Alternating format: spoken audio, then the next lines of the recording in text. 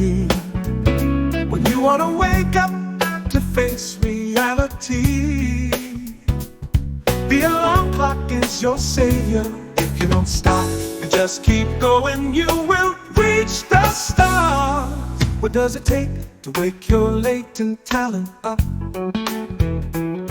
A soft nudge or a slap in the face.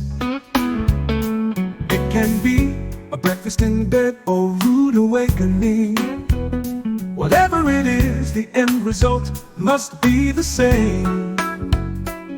To paint or not to paint, my fellow artist, is the question, not by me, but is what you should ask yourself when facing that empty paper or canvas.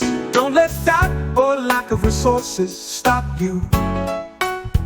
Don't let a breakup or circumstances paralyze you. Don't let the long lines at the grocery keep you right. Like now this poem is made, waiting for donuts to fry, waiting for coffee to dine or to go, matters not.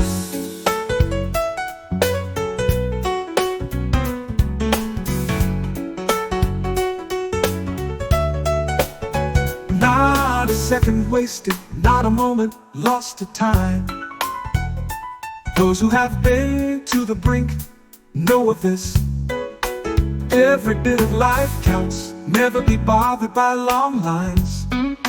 Nowadays even the ones who sneak in front gives me new topics to write. Everyone has a demon possessed. Either it becomes your master, or you tame it, or exercise it by priests or doctors.